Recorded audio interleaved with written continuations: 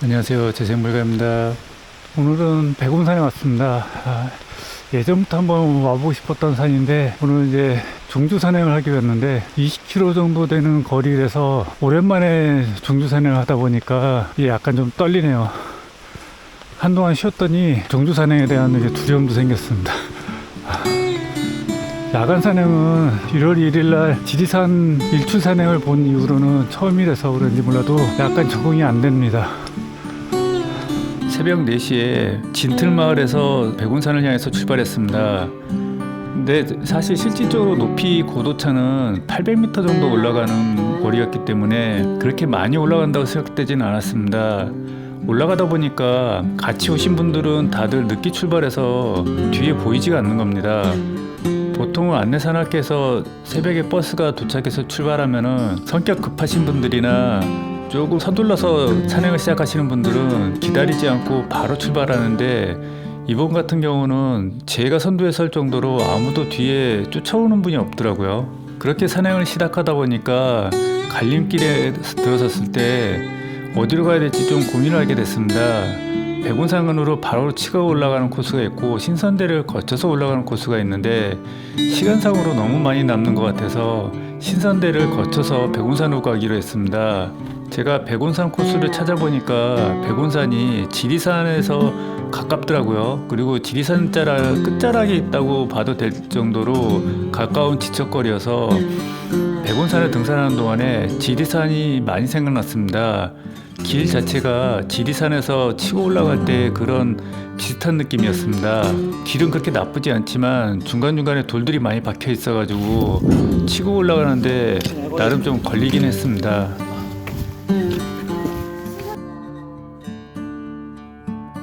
신선대에 도착해서 인증사진을 찍고서 백운산으로 이동하는데 갑자기 운무가 끼기 시작하더라고요. 제가 백운산은 처음 가보는 상황에서 신선대에서 백운산을 이동하는 동안에 운무가 확 껴버리니까 길도 잘 모르는 상태에서 그 길을 찾는 게 굉장히 힘들었습니다.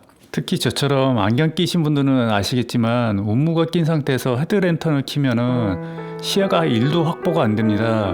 난반사가 엄청나게 일어나서 자기 랜턴에 자기 눈을 비치는 거하고 똑같은 현상이 일어나더라고요. 그렇게 시야가 1m도 안 나온 상황이다 보니까 야간 등산하면서 길을 헤매는 상황이 돼버렸습니다. 특히 바위 구간에서는 길이 정말 헷갈렸습니다. 바위 구간이 여기저기로 이렇게 막 길이 나 있는 것처럼 보일 정도로 굉장히 시야가 확보가 안 됐습니다. 결국은 뒤에 따라오시는 분들을 기다렸다가 쫓아가는 상황이 되긴 했는데, 백운산 정상 부분에 도착해서는 그 일대가 데크가 깔려 있더라고요. 그래서 진입하는데 깜짝 놀랐습니다. 굉장히 많은 분들이 비박을 하고 계셔가지고 그 둘레를 전부 다 텐트로 감싸고 있더라고요. 그렇게 많은 비박 텐트들 때문에 잠깐 놀랬다가 결국은 이정표를 보니까 바위를 타고 약간 올라가야지 정상석이 있는 게 나타났습니다. 근데 여기서부터가 이제 제 비극의 시작입니다. 정상석에서 인증사진을 찍으려고 보니까 다른 버스로 오신 분들하고 같이 섞이게 되었습니다. 그렇게 해서 인증사진을 찍고서 하산을 하다 보니까 결국은 그분들하고 같이 이동하게 되었습니다. 그렇게 다른 버스에서 오신 분들하고 이동하다 보니까 거기에 산악대장님이 길을 안내했는데, 그분도 처음이신지 비봉으로 가는 코스를 잘 모르시더라고요. 모두가 다 같이 계단을 내려가면은 비봉으로 바로 이어지는 줄 알고 있었습니다. 표지상으로는 그렇게 이어졌어야 되는데 저희는 계단을 타고 내려가 보니까 비봉으로 이동하는 코스가 아니라 다시 또 한 바퀴를 도는 코스를 택하게 되었습니다. 제가 예전에 네팔 히말라야 트레킹 하신 분들의 이야기를 책으로 읽은 적이 있는데, 그 트레킹 도중에 눈보라를 만나거나 날씨가 안 좋은 상황에서 길을 찾지 못하고 한상방을 하는 경우가 생긴다고 합니다. 트레커들은 자기가 앞으로 나가고 있다고 생각하지만 사실 알고 보면은 제자리에서 뱅뱅 맴도는 현상이라고 합니다. 제가 그런 환상방황을 백운산에서 하게 될 줄은 몰랐습니다. 그렇게 어이없는 환상방황을 한번 하고 나니까 정상에 다시 서게 되었습니다. 그때쯤 되니까 이제 저랑 같은 버스를 타셨던 분들이 백운산 코스로 해서 올라오고 계시는 게 보이더라고요. 그분들 불빛을 보면서 결국 매번 가는 코스를 찾게 되었습니다. 백운산 정상에서 환산방을 하게 된 이유 중에 하나가 운무가 심하게 끼는 바람에 백운산 정상에서 내려가는 방향 자체를 제대로 잡을 수가 없었기 때문입니다. 저 정상에서는 너무 추워가지고 맞아. 예.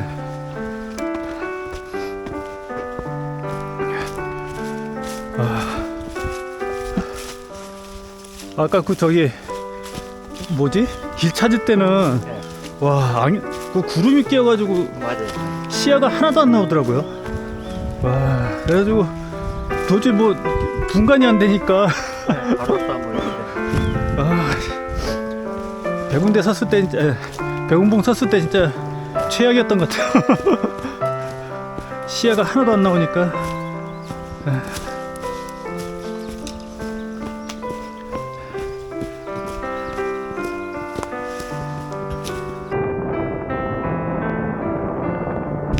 매봉 전상에 다가갑니다. 7시 좀 넘었고요. 이제 등산객 분들이 좀 없어졌습니다.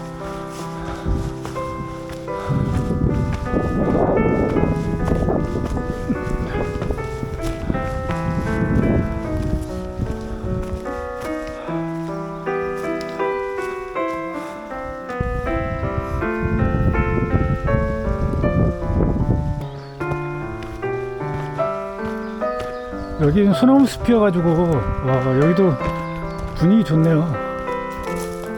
조금만 더 늦게 오면 전 냄새가 너무 좋습니다. 네. 이게 해가 없어가지고 좀 아쉽긴 한데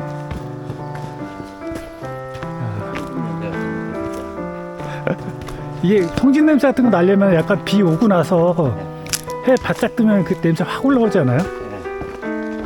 그때가 진짜 좋죠. 이번 백운산 산행은 지인이 추천해준 소설책을 읽었는데 그 소설 말미 부분에 아버님을 화장하고서 그 재를 뿌리기 위해서 백운산을 찾는 장면이 나옵니다. 그렇게 아주 짧게 묘사된 백운산에 대해서 궁금증이 생겼습니다. 근데 제가 백운산을 가려고 찾아보니까 백운산이 사실 광양에만 있는 게 아니고 강원도 쪽에도 있더라고요. 그래서 하마터면은 잘못 찾았으면 강원도 쪽으로 갈 뻔했습니다. 우박 산행을 진행하면서 백운산 등산뿐만 아니라 덤으로 광양 매화 축제도 같이 볼 수 있는 좋은 기회였던 것 같습니다. 그래서 사실은 백운산 자체가 길이가 얼마 안 되는 코스인 거로 생각했는데 정말 지도를 보니까 그게 아니고 굉장히 긴 코스더라고요. 안내산악회에서 만든 코스에는 저는 그 백운산 긴 20km가 매화 축제까지 포함해서 그렇게 만든 코스인 줄 알았습니다. 근데 실제로 보니까 백운산에서 조피산까지 긴 거리를 결국은 종주를 하다시피 가야 되는 코스였더라고요.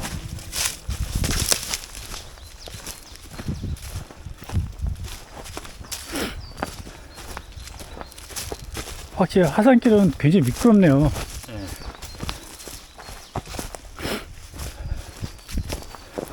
낙엽자는 네. 사람이 많이 다니면 오히려 괜찮은데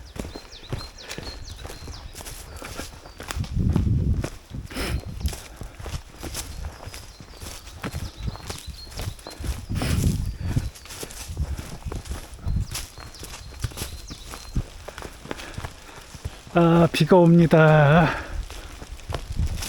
제가 앞에서 날씨 자체가 가장 큰 장애 요인이었다고 말씀드렸는데요. 이날 산행하면서 정말 다이나믹한 날씨를 만났습니다. 날씨 자체가 차라리 여름에 태풍 오는 그런 날씨였으면 더 나았을 수 있었다고 생각될 정도로 날씨는 굉장히 흐리면서 비가 오다가 운무가 끼다가 그러다 다시 해가 뜨는 상황이 반복되었습니다. 저는 비 오는 날씨가 차라리 더 좋다고 생각했습니다. 왜냐하면은 미세먼지 자체가 날아갈 뿐만 아니라 거쳐지는데요? 날씨가 흐리긴 하지만은 지평선이 선명하게 보여서 풍경 자체가 굉장히 선명한 느낌을 주기 때문입니다.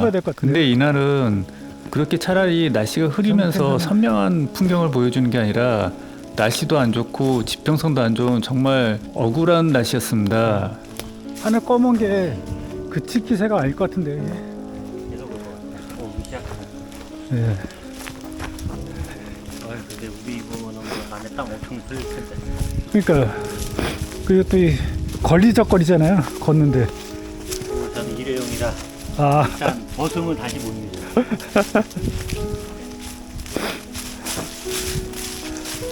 아마 혹부터 찢어질 것 같아.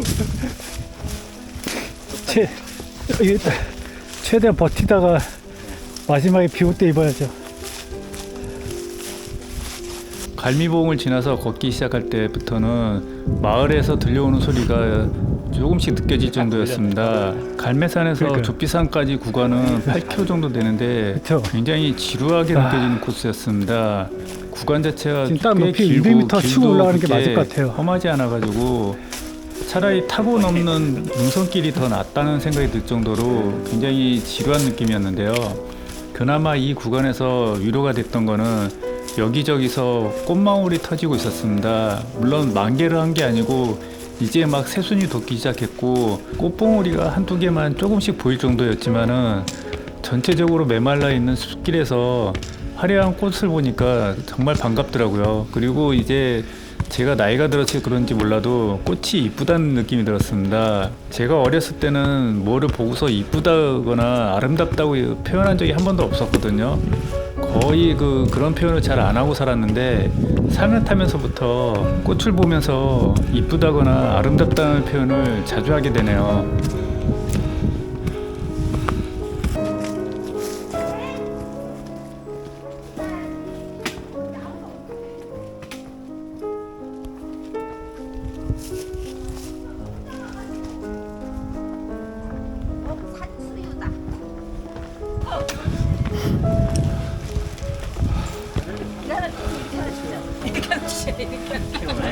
산수유다. 이렇게 내주면 똑같아.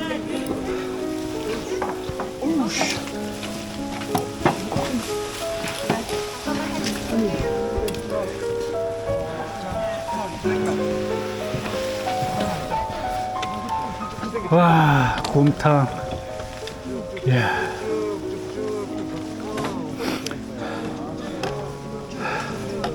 전생에 얼마나 곰탕을 못 먹어서 이렇게 곰탕일까요? 근데 이게 지금 구름이 아니라 안개 꼈나 구름인가 모르겠네요. 이게 이게 애매하네요. 애매한 높이라.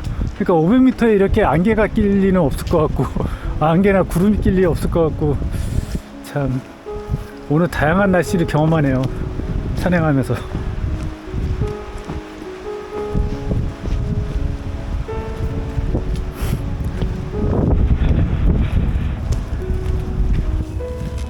지루하게 걷던 산길이 끝나고 매화마을이 보이기 시작할 때는 정말 입에서 탄성이 나왔습니다. 저 멀리 보이는 매화마을에 꽃이 만개한 게 보였기 때문입니다. 그렇지만 또 한편으로는 굉장히 아쉬웠던 게 제가 혹시나 하는 마음이 있었는데 비가 내리지 않아가지고 결국은 미세먼지가 뒤덮고 있더라고요. 그래서 선진강변이나 매화마을 자체가 선명하게 보이는 게 아니라 회색빛으로 물들어 있는 섬진강 마을변을 보니까 너무 안타까웠습니다. 매화마을에서는 간단하게 점심 식사를 할 기회가 생겼습니다. 저희는 그냥 처음 보이는 가게에 들어가서 간단하게 파전을 먹었습니다. 근데 이게 신의 한 수였던 게 저희가 자리를 잡고 주문을 끝내자마자 빗방울이 조금씩 떨어지더라고요. 조금 지나니까 비가 폭우로 변했습니다. 그래서 야외 테이블에 앉아 계신 분들은 바로 응급 피난을 하시고 밖을 쳐다보니까 우산을 쓰고 다니시는 분들이 꽤 많았습니다. 하지만 저희는 비가 온 덕분에 운치 있는 파전과 막걸리를 한잔씩 하면서 20km 정도 되는 산행에 후유증을 좀 달래고 있었습니다.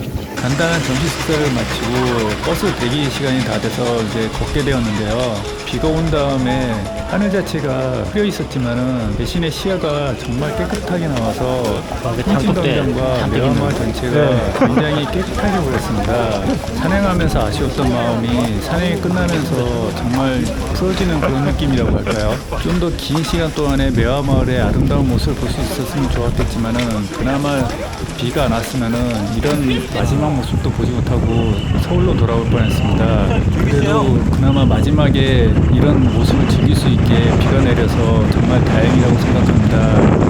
그러면 여러분 안녕.